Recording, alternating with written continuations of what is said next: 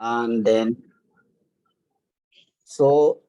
scientifically, they have proven that the concentration of this atmospheric carbon dioxide is increasing, and this has a correlation with the annual temperature. And then as of March 2023, we see that the concentration of the atmosphere, the concentration of carbon dioxide in the atmosphere is around 421. And also this has led to an increase in the temperature we experience. This can be obvious from the last year heat wave that emerged in the earth. And also we see that the sea level rise is also increasing due to the thawing of the ice. So these are some of the effects of accumulation of anthropogenic CO2, that is as a result of the human activities that are releasing this carbon dioxide. So we have some of them are ice melting, drought land, flooding, and heavy wind, such as the hurricane and so many. And also another thing we should know is this anthropogenic CO2 in the atmosphere also has effect in the ocean. And then one of the recognized one is the ocean acidification, which we are going to learn more from the speaker.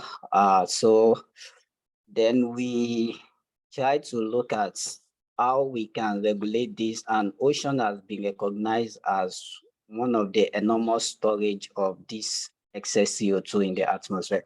So that is why we want to learn more how this ocean can help mitigate this excess CO2. So we are going to be listening to our speaker, which is in person of Ms. Sheikh Husna, which has a BSc honor degree in freshwater and marine science with a specialization in oceanography and marine geology.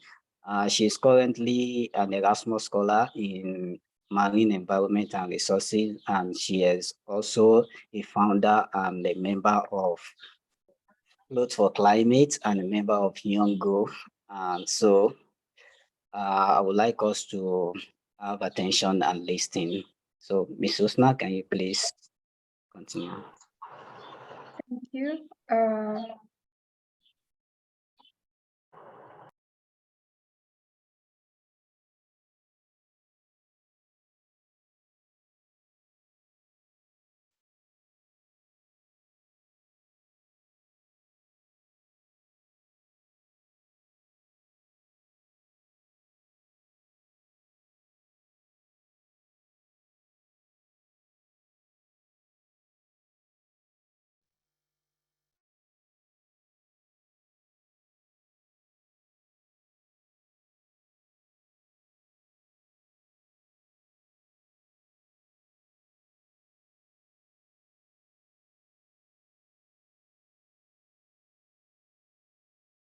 Okay, thank you. And I know that up to now, y'all learned about how the carbon dioxide in the atmosphere is going to affect. So now let's move to the new topic, how to mitigate. So before moving to how to mitigate in depth, so I just want to show this picture. So this the sink model could be seen as the atmosphere where the carbon dioxide is accumulating. So we have two options, like we have an input flow here. So where we do carbon dioxide emission by changing the land use, fossil fuel burning, and all the other activities. So, and also the other side, that we can have an outflow, how to reduce it. So we have to have a balance between these two processes, like emission and outflow, to have a balance in the atmosphere. But today we have reached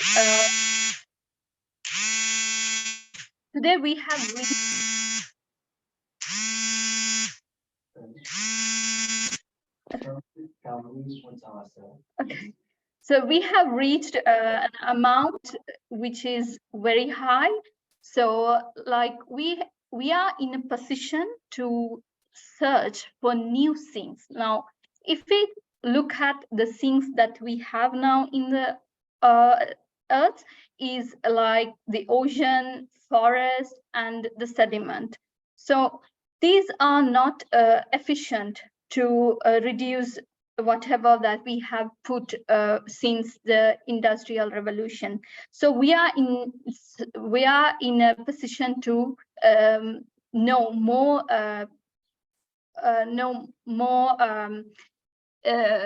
things to reduce the carbon dioxide in the atmosphere.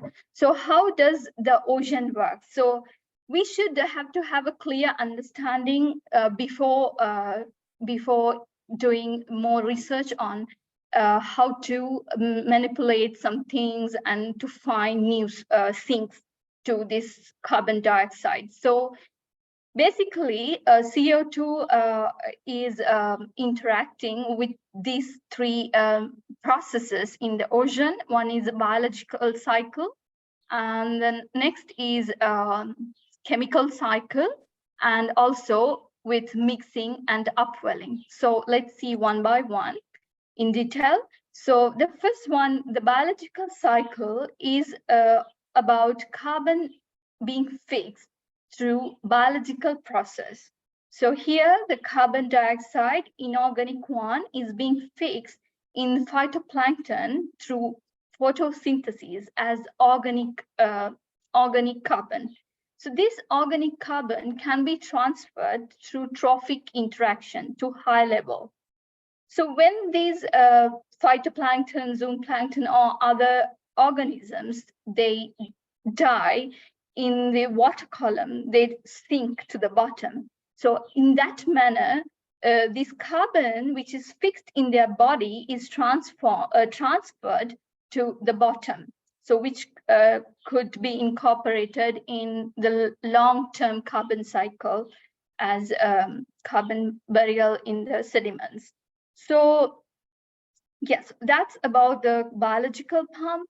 So there's a interaction between the inorganic and the organic carbon. So when we consider the next about the chemical pump, about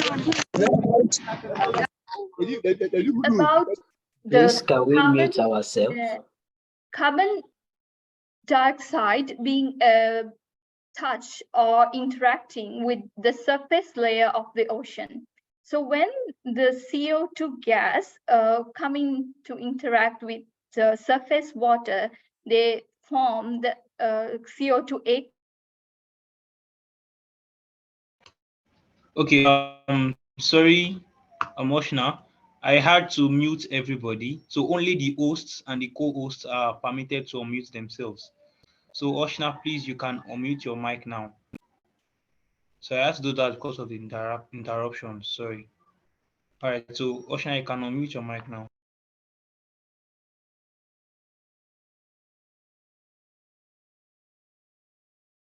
I see.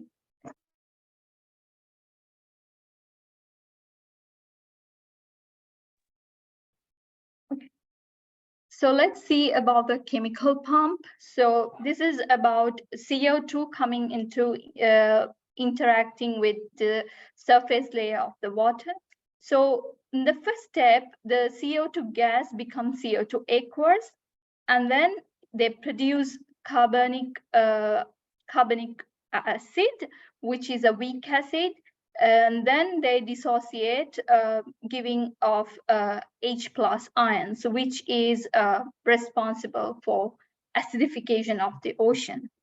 But and also there is another process which is called carbonate system.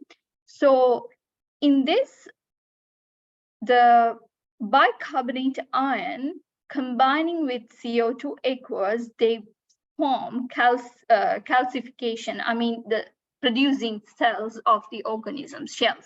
So when they dissolve, they also give off some amount of CO2, but when we compare, the amount is very low. So this is kind of negligible. in terms of giving CO2 back. So when we consider about the physical pump is about, it's also connected to solubility of the gas, so CO2. So in some part of the world, when CO2 mix with the ocean water become dense. So this water goes down because of their density. So they down well in some part of the world and they up well in another part. So this circulation or the CO2 is circulated through thermohaline circulation throughout the globe. So this kind of physical pump is also helpful in capturing CO2. So yes, the ocean could do a very good job in capturing more carbon dioxide. So one can think why the nature is okay, it's doing very well, so we can just forget the problem. But it's not that, because this kind of process, even the upwelling and downwelling, thermohaline circulation, they take long time. And also, there are so many uncertainties related to the additional uptake of this CO2, how the ocean is going to react. We can put CO2 for a limit, but after that, we don't know how the ocean is going to react and what are the biological interaction going to collapse. So these things should be considered. So therefore, we need some mitigation measures. So that's the solution. So it's about ocean-based carbon removal. But like when it comes to CO2 or climate change, we know that people advocate for land-based carbon dioxide removal, which is afforestation, planting trees. But this kind of ocean-based removal is very new to knowledge, and we don't know much about it. So we can learn something today. So there are several processes that we can put under this topic, ocean-based carbon removal. So like coastal wetland restoration, seaweed cultivation, artificial upwelling, nutrient fertilization, alkalinity enhancement, and downwelling. So all these can be largely classified into two, like Bartic approaches and abartic approaches. So let's see one by one and what are the pros and cons related to this. So blue carbon ecosystem is the first one. So let's see what's it. So we know that the blue carbon ecosystem is basically about mangrove, seagrass, salt marshes, and seaweed. So yes, and then, okay, why we consider planting seaweed cultivation? So there is a boom in this knowledge, like many industries are giving support to do this kind of cultivation in their coastal coastal zones today. The main reason is, like, when we consider the Redfield ratio, which is the ratio between carbon to phosphorus in the photosynthesis fixation. So macroalgae, which are seaweeds, their Redfield ratio is higher, which is 220 to 1 to 800 to 1 compared to the phytoplankton. We know that phytoplankton Redfield ratio is 106 to 1. So there's a big increment in the Redfield ratio compared to the phytoplankton to the macroalgae. So therefore, there's a positive side why we need to cultivate or we need to culture these kind of macroalgae in the ocean water. So when they capture carbon in higher amount than the phytoplankton, so when they when these seaweeds are set to the bottom ocean. So there's a higher transport of carbon to the bottom from the above. So in 2013, one scientist argued lack of sediment substratum, because we know that like not like seagrass, these seaweeds usually like sargassum, kelp forest, they float. They don't have a root system, a well-developed root system. So they debated lack of sediment substratum attached to this kind of seaweed could not do very well in capturing CO2 and putting them in the long-term carbon cycle or carbon sequestration. But current studies show that no, there's an increase. The efficiency is good in carbon sequestration related to this seaweed. So there are some interventions going on, like carrying or dragging this big mat-like seaweed to the open ocean and sinking them directly, or in indirect way using it as biofuels. So even in the coastal waters or in deep ocean, they could be sequestrated, or this kind of seaweed farms. But and also they come with other core benefits, such as human and animal food and pharmaceutical extractions, and they also could be good agricultural soil conditioners. So it's not just one. So that's why out of all proposed approaches, this seaweed cultivation is seen as one good approach. And also, but we need some specific regulation how to do this in the open ocean or in the coastal water without colliding with other processes ongoing. So that's about seaweed culture.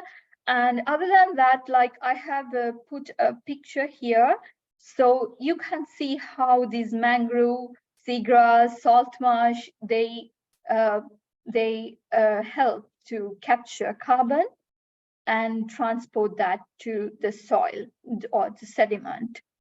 And also you can understand the ecosystem service value per hectare. So mangrove, they account for the highest, and then the seagrass.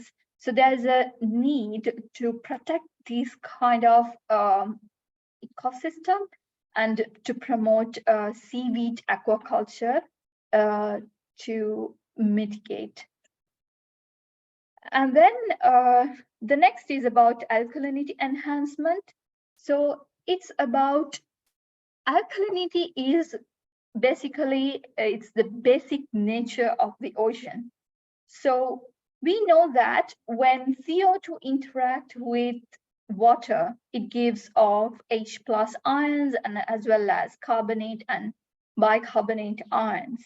So through this ocean alkalinity enhancement, what we do is we put some minerals containing magnesium and calcium or other positive ions. These are the proposed ones. So by adding these minerals, you can see here, we are directly interacting with H+ ions, taking them.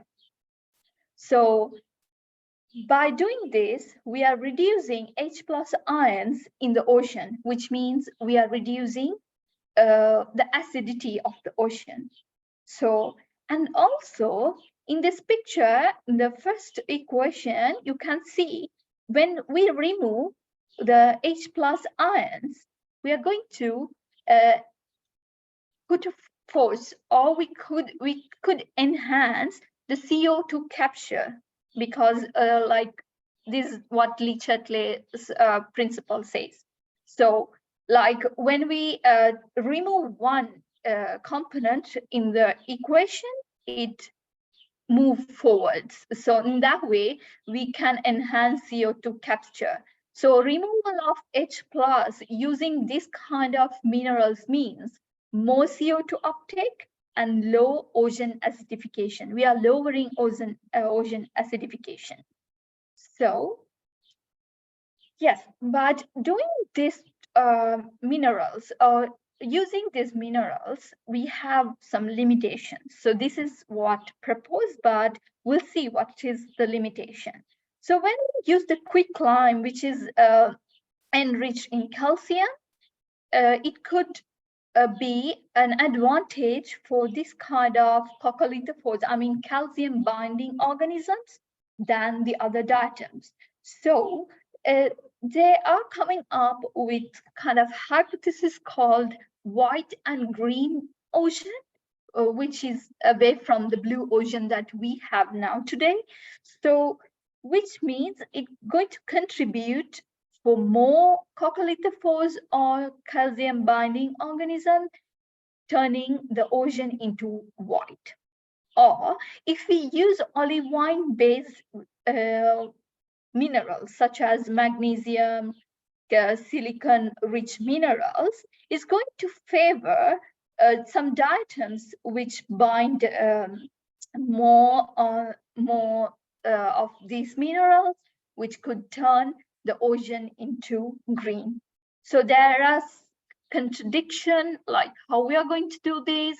So ocean alkalinity enhancement is seen as one viable process, but still there are so many limitations. We don't know, because these minerals going to act with small, tiny organisms which build up whole food chain.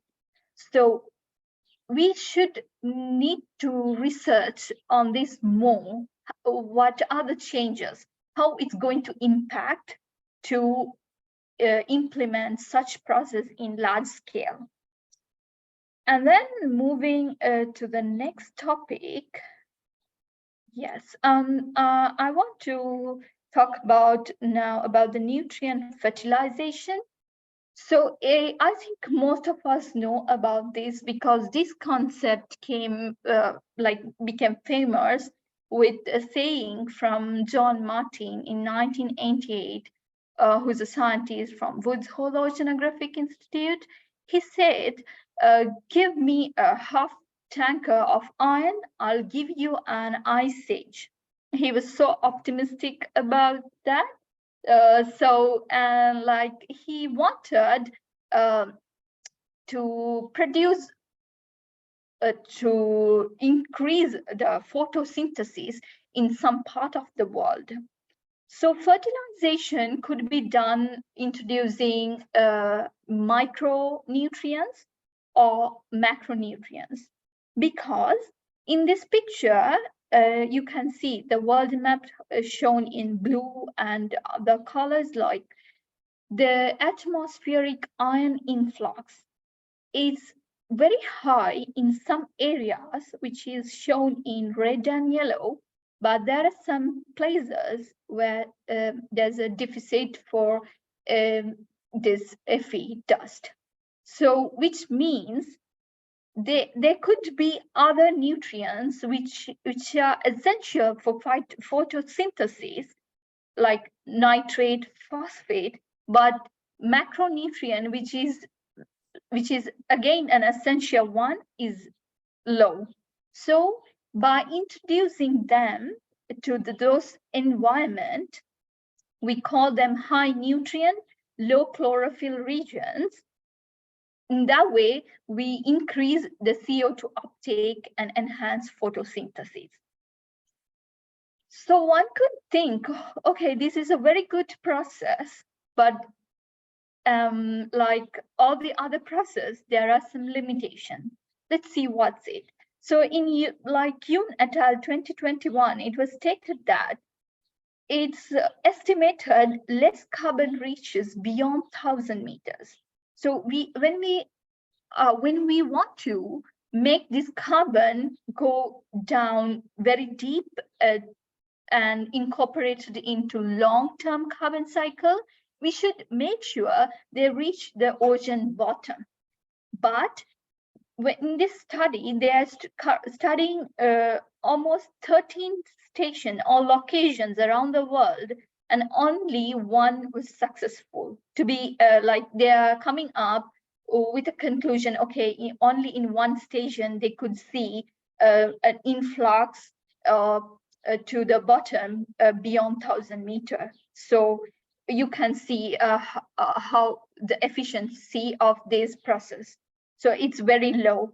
And also, when we suddenly spray the nutrients and we suddenly expect a bloom, and this could interact with the natural process, and we don't know how it's going to react with the slow and consistent natural process. There's a limitation. And also, like, okay, we can sprinkle the dust or the nutrients. We can expect, okay, to have a bloom and capture more carbon dioxide and sink at once. No, this is not going to happen. And also, like, there could be harmful algal blooms, which are like, we don't know what kind of algal community is going to replenish by putting such nutrients in that place. So that should be considered, and there should be more research in that regard. And also a need for continuous supply. So just going to this ocean, you can see in the red, it's very low in nutrient. Like going there and putting this nutrients is very costly, and it needs more energy. So still there are so many limitations and regarding this process. And now the final one is upwelling and downwelling. So it's related to artificial upwelling and downwelling. We know that. So upwelling means bringing the deeper water, which is more nutrient with CO2 rich waters to the surface, which means increase the surface productivity. So when we consider the artificial downwelling, it's about getting all the production and sinking it directly to the deep ocean. Yet, when we think of this artificial upwelling and downwelling, yeah, there are so many things to be explored. So yes, artificial upwelling is a good process to draw down carbon dioxide, but still, this we know that upwelling nutrients can come and they can do photosynthesis. Still, there's a limitation with this stoichiometric equivalent, which I already mentioned. Phytoplanktons only could take 106 carbon to 1 phosphorus. So whatever we push more nutrient to this environment, only they could sequestrate or they could capture 160 to 1 for carbon to phosphorus. So there's a limitation with that as well. And also with this artificial upwelling, we could expect to have a sudden cooling in the atmosphere. But when the artificial upwelling is taken down, again, the energy is going to build up in the sublayer, which could re-emerge in later. I mean, wherever like upwelling happens, there's going to be a downwelling process as well. So upwelling is going to put the energy down in one place. Again, in millennial time scale, again, this energy is going to come up. So this going to increase the global temperature than expected. I mean, this is going to be a short-term reduction, but in long term, like they can again re-emerge with an unexpected level. So artificial upwelling is also seen as a viable solution, but still storage would also not be permanent. Like when we think downwelling through tubes and artificial setups, like engineering setups, we can't promise how well the storage is going to react and how permanent it's going to be. And also they are kind of low in potential regarding carbon sequestration. So like we have come to the end of this explanation, the mitigation processes. So yes, the take home message is like CDR process or the strategies proposed are very infant, they're very infant in stage. So, and we need more research regarding these processes. And also, there are so many limitations regarding the political and technological feasibility of these processes, where to implement, how to implement, who are going to fund us to do this kind of things. And also emission reduction should be prioritized, because we know that, okay, these things look cool in theory, but still we haven't implemented, or we haven't done at least one process very good, and we don't know, we don't have any record.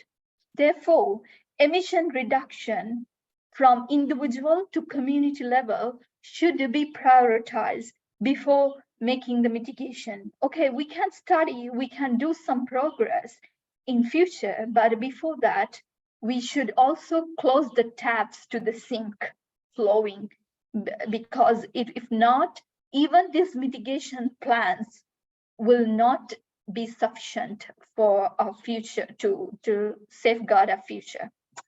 And also we need to do continuous sampling and verifying, monitoring how these processes are going, because this is very new. And also, as individuals or communities, what we can do is like we can safeguard the existing blue carbon ecosystem, mangroves, seagrass, seaweeds, and also like we can promote local business like seaweed cultivation in the prospective places. So in that way, we could contribute in some way to mitigate the carbon dioxide in the ocean and face this problem together to mitigate. Yes, thank you for listening. That's the end. We don't have another planet, so we should put more effort to safeguard this. Thank you.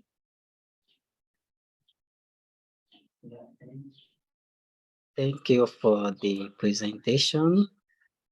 We would like to open the question and answer session. So if we have any question we would like to ask, we can drop it in the chat box, or we unmute ourselves and ask the question.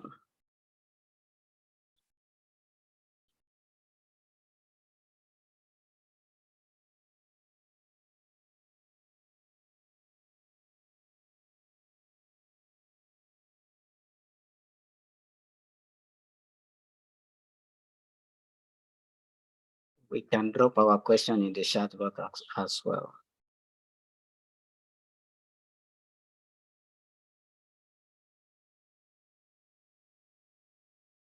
Also, in the chat box, we can fill the feedback form for today's seminar.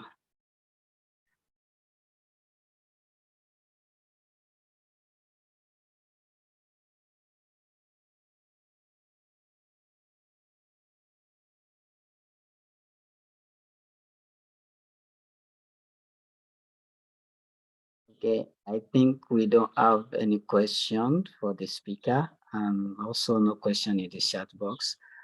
So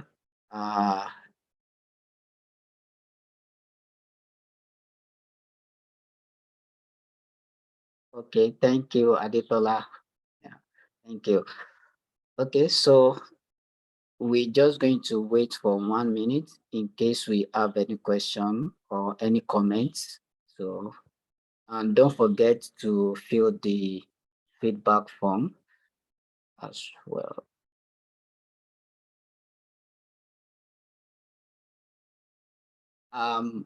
So before we end, can we just turn on our camera so we have a group picture before we come to the end of today's seminar?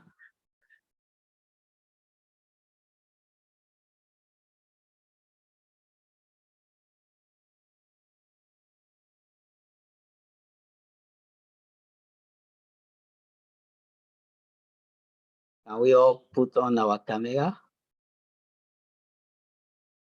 Okay, thank you.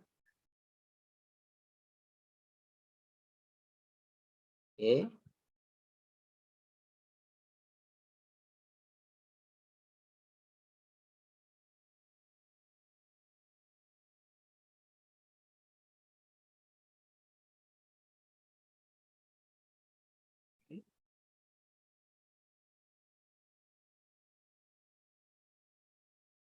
Okay.